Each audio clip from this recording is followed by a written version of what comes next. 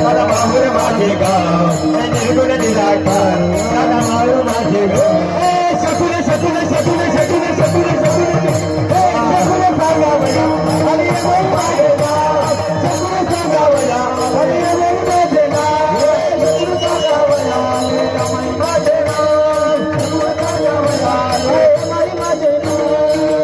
सांगावया आणि माझे गाव सांगावया